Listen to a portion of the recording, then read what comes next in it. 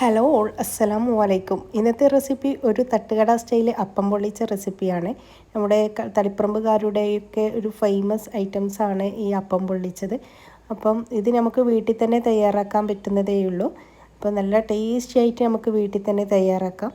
പിന്നെ ആദ്യമായിട്ട് നമ്മുടെ വീഡിയോസൊക്കെ കാണുന്നവരാണെങ്കിൽ നമ്മുടെ ചാനലൊന്ന് സബ്സ്ക്രൈബ് ചെയ്യാനും അതേപോലെ ലൈക്ക് ചെയ്യാനൊന്നും മറക്കരുത്. അപ്പോൾ നമുക്ക് വീഡിയോയിലേക്ക് കിടക്കാം. ഇതിനായിട്ട് ആദ്യം ഒരു ഗ്രേവിയാണ് ഞാൻ ഉണ്ടാക്കാൻ പോകുന്നത്. അതിനായിട്ട് ഒരു പാത്രം വെച്ചിട്ട് 3 ടേബിൾ സ്പൂൺ വെളിച്ചെണ്ണ ഒഴിച്ചിട്ടുണ്ട്. 2 വലിയ സവാള ഒന്ന് കട്ടാക്കിയിട്ട് എടുത്തിട്ടുണ്ട്. അപ്പോൾ ഇതൊന്ന് അടച്ച് വെക്കാം. അപ്പോൾ ഇതാ സവാളയൊക്കെ ഏകദേശം വഴന്ന് വന്നിട്ടുണ്ട്. ഇനി ഇതിലേക്ക് ഒരു ചെറിയ 2 തക്കാളിയാണ് ഞാൻ എടുത്തത്. ആ തക്കാളിയും കൂടി ഇട്ടിട്ട് നന്നായിട്ടൊന്ന് വഴറ്റിയെടുക്കണം. ശരിക്കും ഈ ഒരു അപ്പം പൊള്ളിച്ചതിൽ ചിക്കൻ ഗ്രേവി അതേപോലെ പിന്നെ ബീഫ് ഗ്രേവിയൊക്കെയാണ് വേണ്ടത്. ഇപ്പോൾ ഞാനിവിടെ ചിക്കനാണ് ഉണ്ടാക്കുന്നത്. അപ്പോൾ ഇതാ ഞാനിവിടെ 1 ടേബിൾ സ്പൂൺ ഇഞ്ചി വെളുത്തുള്ളി പേസ്റ്റും കൂടി ഇട്ട് കൊടുത്തിട്ട് നന്നായിട്ടൊന്ന് വഴറ്റിയെടുക്കുന്നുണ്ട്.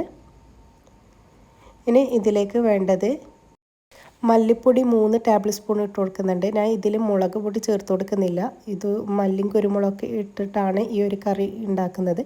അപ്പം ഇതാ ഞാൻ 3 ടേബിൾ സ്പൂൺ ഒഴിച്ചെടുത്തതിന് ശേഷം ഇതിൻ്റെ പച്ചമണമൊക്കെ മാറുന്നുണ്ട്. അപ്പോൾ ഇതിലേക്ക് 1 ടീസ്പൂണ് ഗരം മസാലയും കൂടി ചേർത്ത് കൊടുത്തിട്ടുണ്ട്. അപ്പോൾ ഇതാ ആവശ്യത്തിനുള്ള വെള്ളം ഒഴിച്ച് കൊടുക്കുക. എത്രയാണോ ഗ്രേവി വേണ്ടത് അനുസരിച്ചിട്ട് വെള്ളം ചേർത്ത് കൊടുക്കുക. ഇതിലേക്ക് ഞാൻ ഈ ചിക്കനൊക്കെ ചേർത്ത് കൊടുക്കുന്നുണ്ട്. ആവശ്യത്തിനുള്ള കുറച്ച് ഉപ്പ് മാത്രമേ ഞാൻ ഇപ്പോൾ ചേർത്ത് കൊടുക്കുന്നുള്ളൂ. കാരണം ഇതിൽ ഞാൻ മാഗിയുടെ ക്യൂബ് ഇട്ട് കൊടുക്കുന്നുണ്ട്. അതുകൊണ്ട് നോക്കിയിട്ട് വേണം ഉപ്പിട്ട് കൊടുക്കാനായിട്ട്.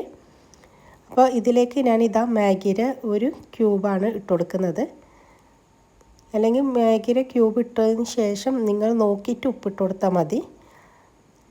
അപ്പോൾ ഇതും കൂടി ഇട്ട് കൊടുത്തിട്ട് നന്നായിട്ടൊന്ന് ഇതിൽ നിന്ന് മെൽട്ടായിക്കോളും.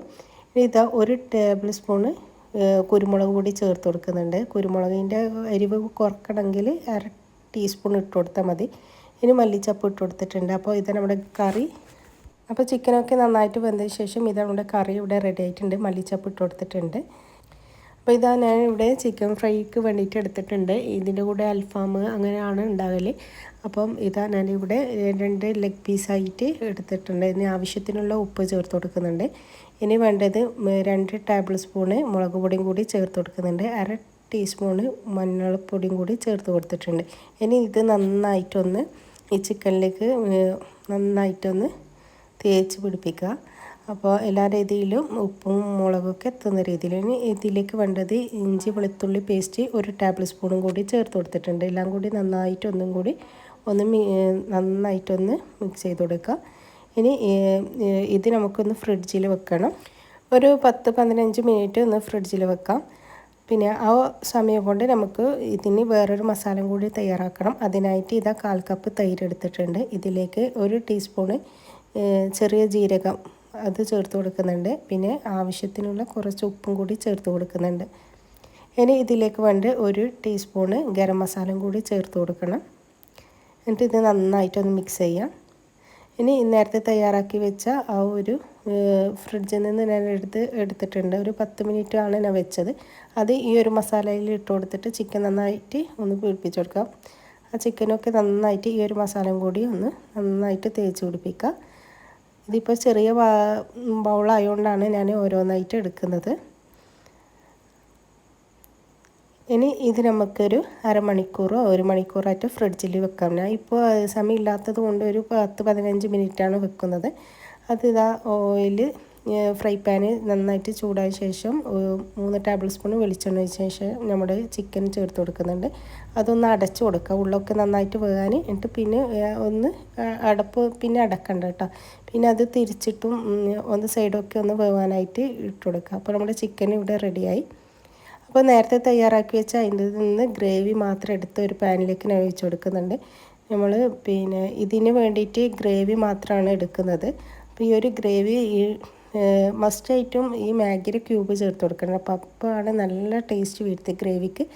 അപ്പം ഗ്രേവി ചൂടായ ശേഷം ഞാൻ നമ്മുടെ അപ്പം ചേർത്ത് കൊടുക്കുന്നത്. ഈ അപ്പത്തിൻ്റെ റെസിപ്പി ഞാൻ മുമ്പ് അപ്ലോഡ് ചെയ്തിട്ടുണ്ട്. അല്ലെങ്കിൽ ഡിസ്ക്രിപ്ഷനിൽ ആ ഒരു ലിങ്ക് ഞാൻ ഇട്ട് കൊടുക്കാം. അതേപോലെ ഷോർട്സിലും ഞാൻ ഒന്ന് റെസിപ്പി അടക്കം ഇട്ടിട്ടുണ്ടായിരുന്നു. അതുകൊണ്ടാണ് ഈ അപ്പത്തിൻ്റെ റെസിപ്പി ഞാനൊന്ന് ഇതിൽ കൊടുക്കാത്തത് കേട്ടോ. അപ്പോൾ ഇതാ നന്നായിട്ട് പതഞ്ഞ് വന്നിട്ടുണ്ട്. ഈ ഒരു പതഞ്ഞ് വരണം. ഈ ഗ്രേവിയിൽ ഇരുന്നിട്ട് നമ്മുടെ അപ്പമൊക്കെ നന്നായിട്ട് സോഫ്റ്റായിട്ട് വരും കേട്ടോ. അപ്പോൾ ഇതാണ് അപ്പം പതപ്പിച്ചതെന്നൊക്കെ പറയുന്നത്.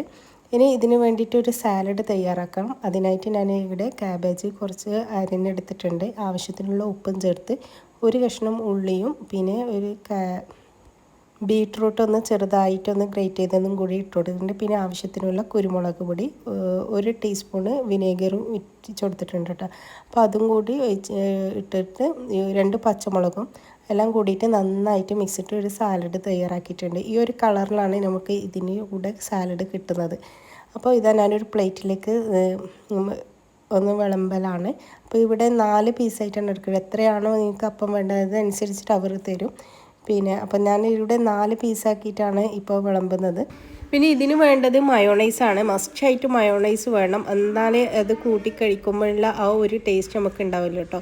അപ്പം ഞാൻ മയോണൈസിൻ്റെ വീഡിയോ എടുത്തിട്ടില്ല, കാരണം ലെങ്തായി പോകുന്നതും പിന്നെ മയോണൈസ് എല്ലാവർക്കും ഉണ്ടാക്കാൻ അറിയുന്നതല്ലേ. അപ്പം അതുകൊണ്ടുമാണ് ഞാൻ എടുക്കാത്തത് വീഡിയോസ്. പിന്നെ അപ്പം മയോണൈസ് മസ്റ്റായിട്ട് നിങ്ങൾ ചേർത്ത് കൊടുക്കണേ.